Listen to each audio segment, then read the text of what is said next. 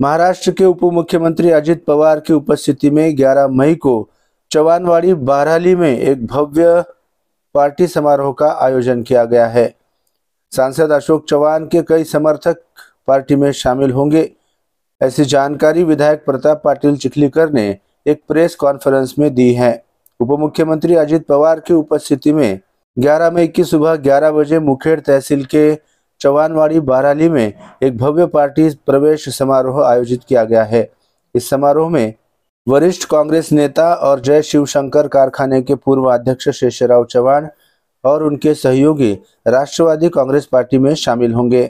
जिन चव्हाण को चव्हाण ने बनाया वे चव्हाण हमारी पार्टी में राष्ट्रवादी कांग्रेस पार्टी में शामिल हो रहे हैं, ऐसी भी जानकारी विधायक प्रताप पाटिल चिखलीकर ने दी है। दौरान इस समारोह में राष्ट्रवादी कांग्रेस पार्टी के प्रमुख और उप मुख्यमंत्री अजित पवार, प्रदेशाध्यक्ष सुनील तटकरे, पूर्व मंत्री इंद्रनील नाइक, रूपाली चाकणकर सहित राष्ट्रवादी पार्टी के नेता और पदाधिकारी उपस्थित रहेंगे।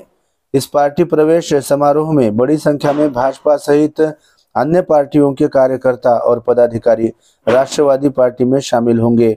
विधायक चिखलीकर ने ये भी कहा कि नांदेड़ जिले में 90,000 सदस्यों का पंजीकरण हो चुका है और ये बढ़ता रहेगा। इस प्रेस कॉन्फ्रेंस में दिलीप धर्माधिकारी, पूर्व विधायक मोहन हंबर्डे, पूर्व विधायक अविनाश घाटे, वेंकटराव गोजेगावकर, मोहम्मद खान पठान, जीवन घोगरे, प्रोफेसर उदय चव्हाण, मुक्तेश्वर धोंडगे, शिवराज पाटिल होटालकर सहित राष्ट्रवादी कांग्रेस पार्टी के पदाधिकारी और कार्यकर्ता उपस्थित थे। पार्टी प्रवेश समारोह की जानकारी देते हुए विधायक प्रताप पाटिल चिखलीकर ने MCN हिंदी न्यूज से विभिन्न विषयों पर बातचीत की। खासकर अशोक चव्हाण की इस बार भी उन्होंने आलोचना की। प्राध्यापक उदय चव्हाण यांचा 11 तारखेला आदरणीय अजितदादांच्या उपस्थितीमध्ये प्रवेश होणार आहे।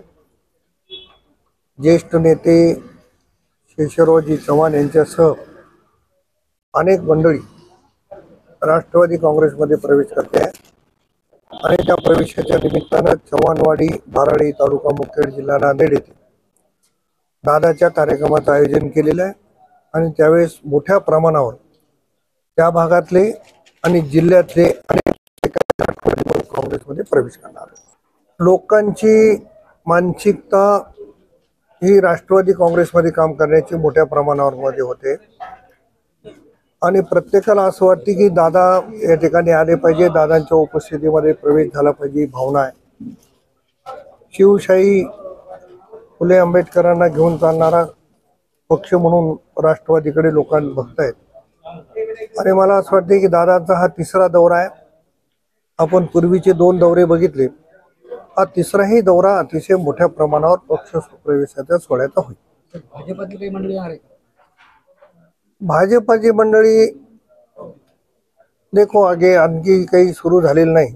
मी मागे तुम्हाला सांगितलं की काही मंडळी जर आमचे घ्यायचा प्रयत्न करत असेल तर मग ती तयारी राष्ट्रवादी काँग्रेसची आहे। झाली का तयारीचा काय विषय आहे? तयारीच राहते राजकारणामध्ये, काय बघून पंचांग बघून थोडंच राहते, तयारी ठेवाच लागते। अशोक चव्हाणच्या घरामध्ये तुम्ही एंट्री घेतली? मी कोणाच्या घरामध्ये नाही, उदय चव्हाणाचे माझे गेले अनेक वर्षापासून संबंध आहे आणि शंकरराव चव्हाण साहेबांचे माझे त्या घराचे संबंध होते, त्याच्यामुळे मी पण त्या घरातला एक सदस्य होतो। आता ज्याचं त्याने घर सांभाळावं ना, आम्हाला म्हणण्यापेक्षा स्वतःचं घर स्वतः सांभाळावं। अजितदादासोबत अजून कोण उपस्थित आहे?